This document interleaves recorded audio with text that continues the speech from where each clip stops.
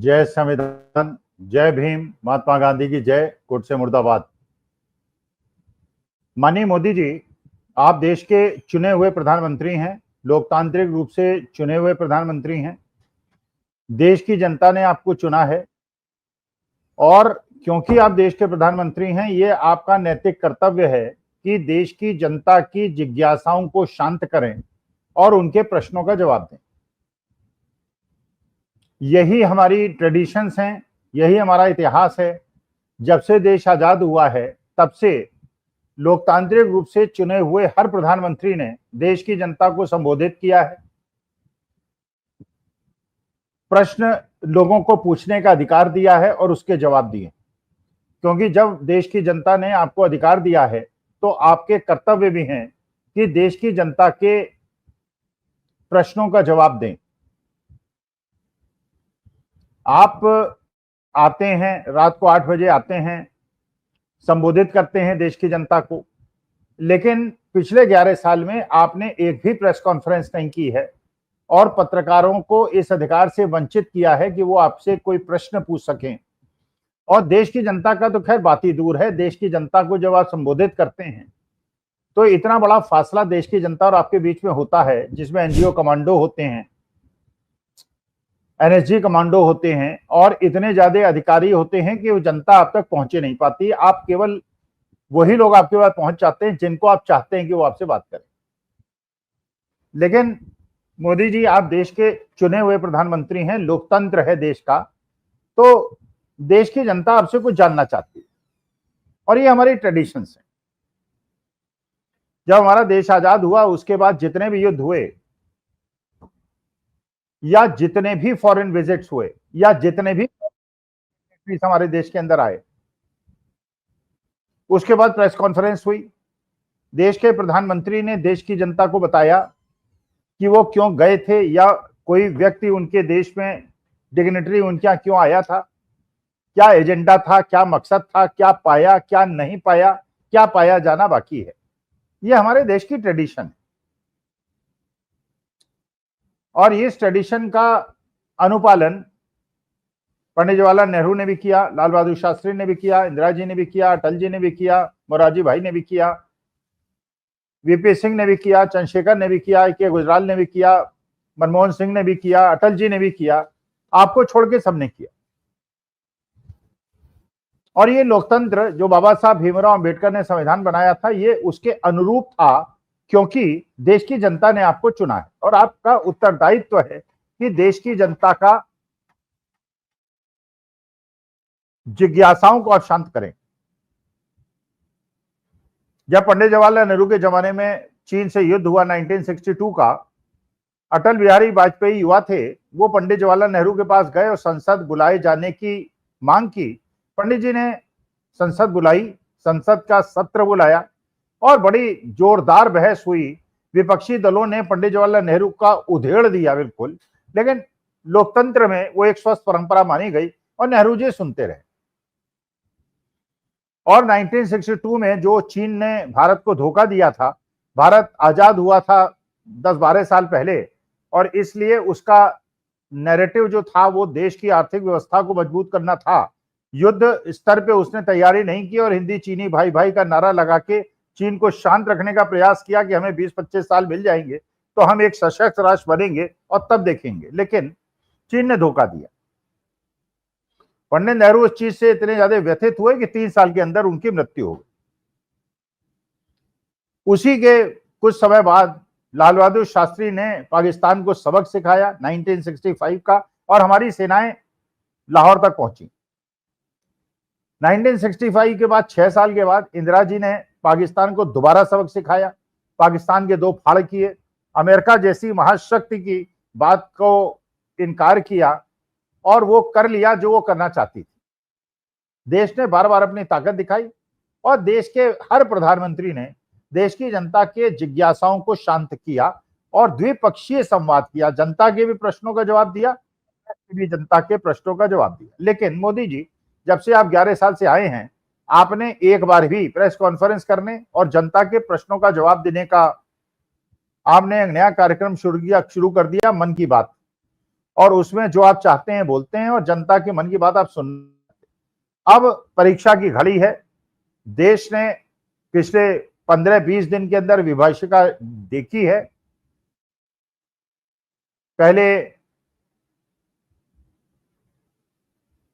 पठानकोट के अंदर आतंकवादी घटना हुई, उरी के अंदर हुई, पुलवामा के अंदर हुई, पहलगांव के अंदर हुई, और हमें आज तक देश की जनता को ये नहीं पता चला कि ये कैसे हुई, किस वजह से हुई और इसमें कौन दोषी था, उसको क्या दंड मिला, हमें कुछ नहीं पता चला।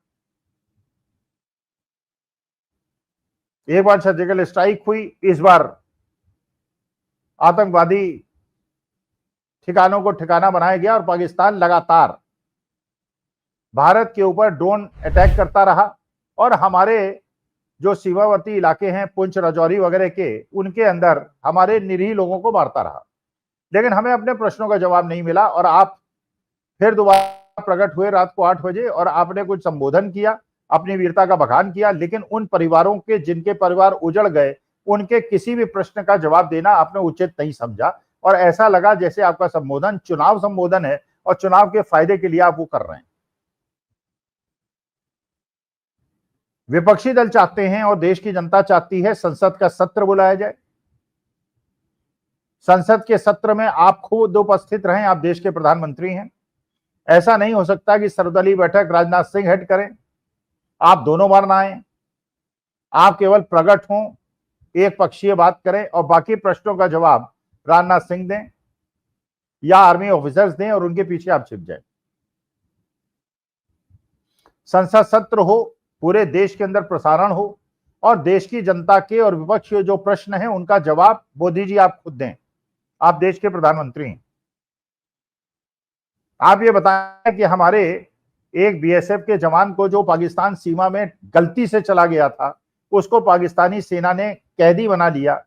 20 दिन बीत गए, अभी तक वो रिहा क्यों नहीं हुआ? और जब युद्ध विराम आपने घोषित किया तो उसकी रिहाई के बारे में आपने बात क्यों नहीं की? आपके डीजीपी ने बात क्यों नहीं की?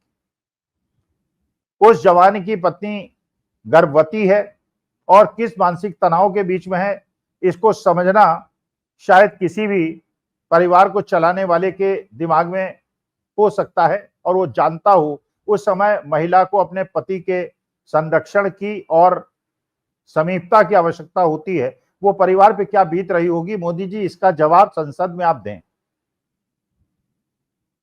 आप संसद में ये भी जवाब दें कि हमारे विक्रम मिस्री साहब जो एक्सटर्नल अफेयर सेक्रेटरी हैं और बड़े उदीयमान और बड़े प्रतिभावान आईएफएस अधिकारी हैं और जिस संजीदगी से और देश की एकता अखंडता के लिए उन्होंने प्रेस कॉन्फ्रेंस की और देश को संबोधित किया, उनको जिस प्रकार से आपके भक्तों ने ट्रोल किया और उनकी बेटी और उनके परिवार को परेशान किया, उस पर सरकार ने कोई दंडात्मक कार्रवाई क्यों नहीं की? इसका जवाब भी आपको संसद के अंदर देना चाहिए।